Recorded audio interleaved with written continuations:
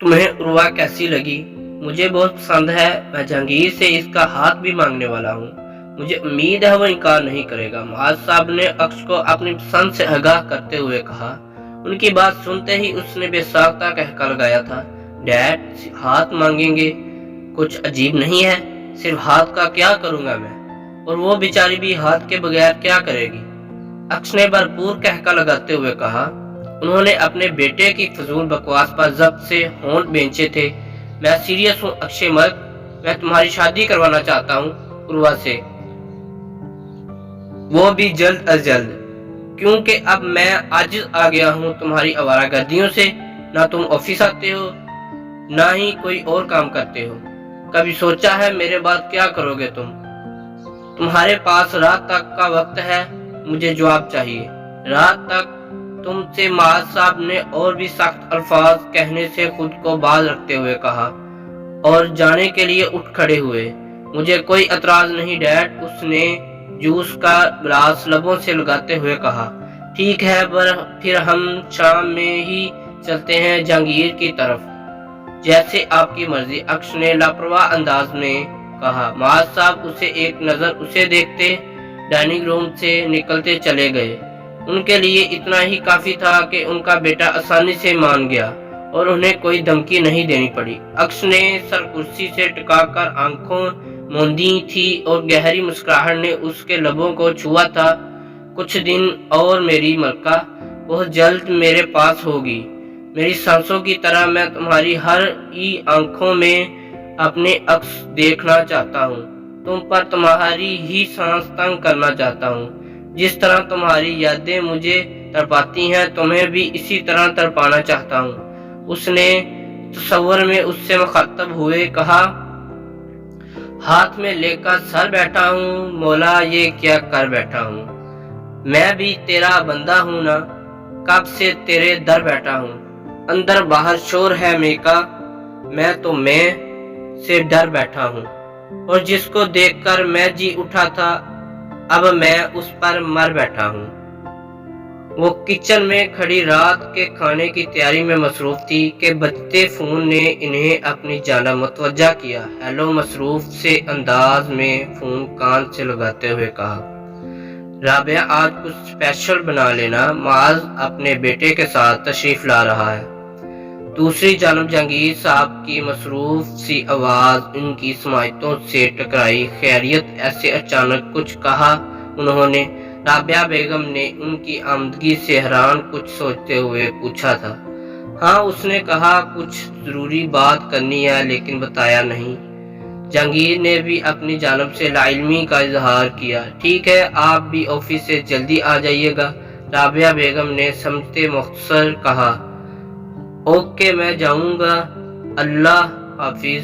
Phone रखते वो वापस अपने काम की तरफ मुतवज्जा हो गई।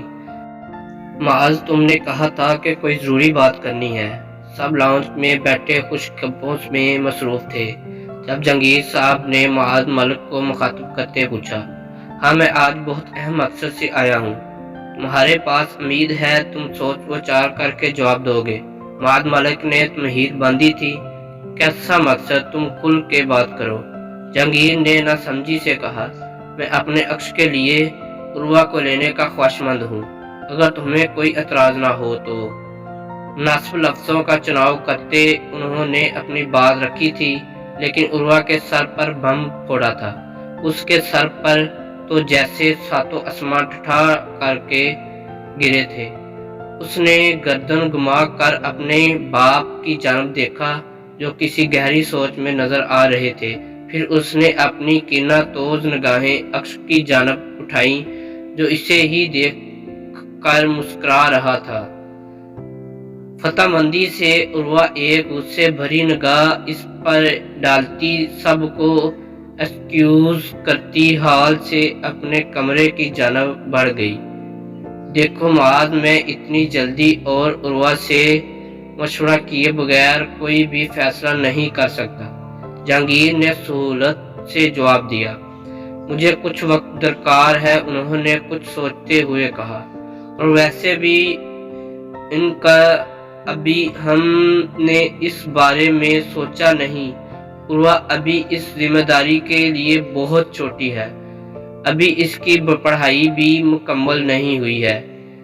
अजहान ने भी गुफ्तगू में हिस्सा लेते कहा, मैं समझ सकता हूँ बेटा, लेकिन मैं फिलहाल मंगनी ये निकाह चाहता हूँ। रुखसती जब उर्वा चाहे तभी होगी, हमें उसकी पढ़ाई से कोई दिक्कत नहीं है। और रही बात उर्वा की मर्जी की, तो ज़रूर मशवरा करो, बाकी के मामलात उर्वा की मर्जी से ही तय होंगे। आप सब आपस में मशवरा कर लें, फिर हमें जवाब दें। उन्होंने नरमी से अपनी बात कही। जहांगीर ने बहुत मान से तुमसे कुछ मांगा है, उम्मीद है मुझे सोच समझ कर मुस्बत जवाब दोगे। वो तेजी से चलती अपने कमरे की तरफ बढ़ रही थी। आंसू बारिश की मानद उसकी आंखों से रवा थे। कमरे के अंदर कदम रखते ही उसने कमरे का दरवाजा बंद करके उससे अपनी पुष्ट टकाई थी और आंसुओं से लदी आंखें मूंदी थी। एक गहरा सांस लेकर उसने आंखें खोली थी। आंसू अभी तक रवा थे। उससे बार बार अक्ष का मुस्कुराता हुआ चेहरा याद आ रहा था। उसे लग रहा था जैसे वो उसी पर हंस रहा था। फैंसी बंदर मैंने तुम्हारा जीना ना हराम कर दिया तो कहना, बहुत शौक है ना तुम्हें मुझसे शादी का, सर पकड़कर ना रोए तो कहना। उर्वा ने गालों से आंसू साफ करते खला में देखते अज़म से कहा, अक्स अच्छा लड़का है हमारे पास, इनकार का कोई जवाब भी नहीं। लाउंज की खामोशी को जहांगीर साहब की गंभीर आवाज ने तोड़ा। मुझे भी कोई एतराज नहीं है। राबिया बेगम ने भी इनकी बात की तायद की, लेकिन मम्मा बाबा अभी बहुत छोटी है। शायान जो दोस्तों के साथ बाहर था, घर आकर उसे जब उस बात का इल्म हुआ तो उसने इस रिश्ते से फिर वक्त मुखालफत जाहिर की। शायान अभी हम सिर्फ मंगनी की रस्म अदा करेंगे, रुखसती नहीं कर रहे। राबिया ने बेटे की उर्वा के लिए फिक्र को समझते समझाने की कोशिश की। तुम्हारा क्या ख्याल है अजहान?